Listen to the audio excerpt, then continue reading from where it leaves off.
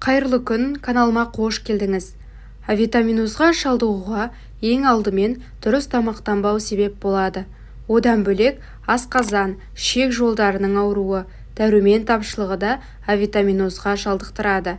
Мұны дер кезінде емдемесе, ағза түрлі дертке шалдығады. Әсіресе көктем мезгілінде авитаминоздан мейлінше сақтану керек. Авитаминозға кімдер шалдығады? Тәтті құмарлар, мал өнімдерін жемейтіндер, жүкті әйелдер, ішегінде құрты барлар, темекі мен ішімдікке әуес жандар авитаминозға тез шалдығады. Авитаминоз балаларда қандай көрініс береді? Оқуы нашарлайды, қатарынан кеш дамиды, мәліметтерді жаттау қиынға соғады, тез шаршайды, буындары ауырады, жиі суықтайды. Ал үлкендерде қалай білінеді? Тері құрғап, босаңсиды, әр түрлі дақ басады, тісі ауырып, қызыл иек қанайды, тілдің үстін қақ басады, шаш әлсізденіп, қайызғақ түседі, бетке ұшық шығады, бет, қол мен аяқ ісінеді, дененің иісі өзгереді, тырнақ сынғыш келеді, көзінен жас ағып қызарады, ас қорыту жүйесі нашарлайды, есте сақтау қабілеті төмендейді, ашуланшақ келеді, әрі түнгі ұйқысы бұзылады, бұлшық етпен буындар ауырады. Авитаминоздың алғашқы белгілері: ағза дәрумен тапшылығына ұшыраудан қатты қорқады, сондықтан да оған жол бермеу қашан да маңызды. Денсаулығын жоғары бағалайтындар әр мезгіл басталатын кезде қажетті ем шараларын жүргізіп, дәрумен қабылдауы тиіс. Әйтпесе, жоғалтқан дәруменнің орнын толтыру оңайға соқпайды. Жалпы авитаминозға шалдыққан адамды қалай білеміз? Оны анықтау үшін мына 9 түрлі белгіге назар аударыңыз. Терінің қабыршақтануы. Дәруменнің жетімсіздігі теріні құрғатып, қабыршақтандырады. Тіпті ерінде көгеріп, жарылады. Езулікке жара пайда болып, мазаңызды алады. Бір жеріңізді жарып алсаңыз да көгеріп, ауырсынып жүреді. Міне, мұның бәрі дәрумен тапшылығын білдіреді. Тырнақтың сынғыштығы. Дәрумен тапшылығынан тырнақтың түсі өзгеріп, саулығы нашарлайды. Тіпті жұқарып, сынғыш келеді. Мұны емдеу үшін түрлі майлар мен қымбат жақпалардың күші жетпейді. Мұндай жайсыздықтан дәрумен қабылдау арқылы құтыла аласыз. Шаштың түсуі. Дәрумен тапшылығының негізгі белгілерінің бірі шаш. Оның саулығы мен көрінісі сіздің денсаулығыңыз туралы айтып береді. Егер шашыңыз өңін жоғалтып, жұқарып, түсетін болса, онда ағза қандай да бір дәруменге зәру болып жатыр деген сөз. Ал шаштың бірден ағаруы, қайызғақ басуы, терісінің қышуы бұл асқынған авитаминоздың белгісі болып табылады. Көздің қызаруы, көру қабілетінің төмендеуі, жасаурауы, қызаруы шаршағанның белгісі емес. Тиісінше дәрумен тапшылығының көрінісі. Егер уақытылы ем шараларын жүргізбесеңіз, қолыңыз көзіңізді уқалаудан босамайтын болады. Өйткені асқынып кеткен жағдайда көз қышып, қабақ ісінеді. Қызыл иектің қанауы.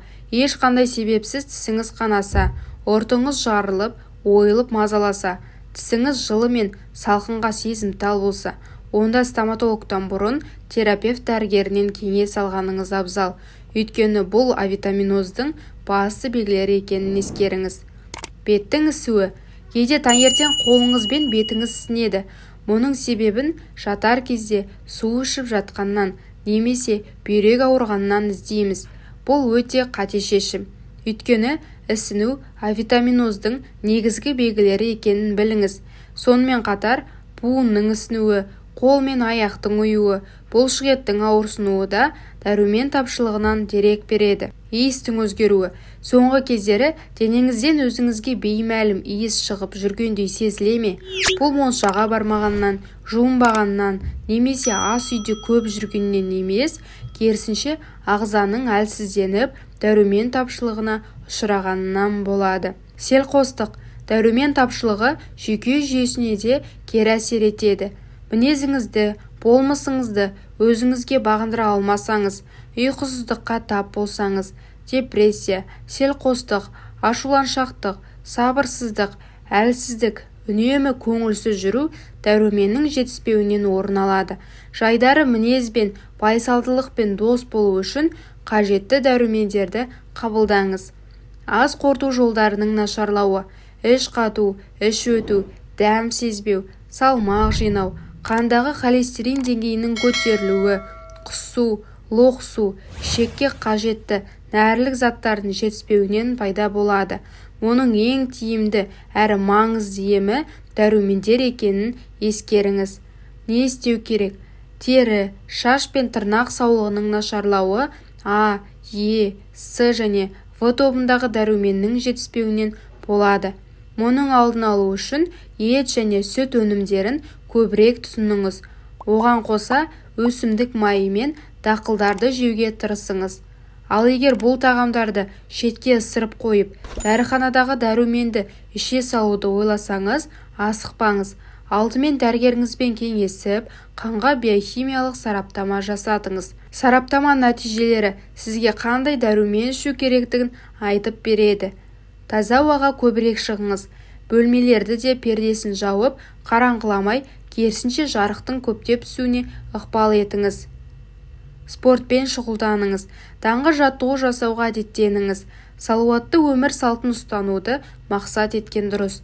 Сонда иммунитетіңіз көтеріліп, авитаминоз ауруынан аластайсыз.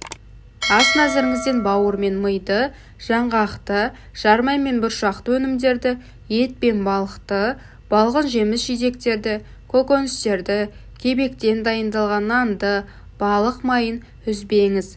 Бұл тағамдар сіздің ағзаңызды қажетті дәрумендермен, минералды заттармен қамтиды. Авитаминоз ауруының алдын алады. Көктем мезгілінде әлсіздікті сезінбейсіз. Тәніңіз де, теріңіз де жақсарып, жаңарады. Ақпарат ұнады деген ойдамын. Тағы да қандай ақпараттарды күтесіздер? Пікірлеріңізді қалдыра кетіңіздер.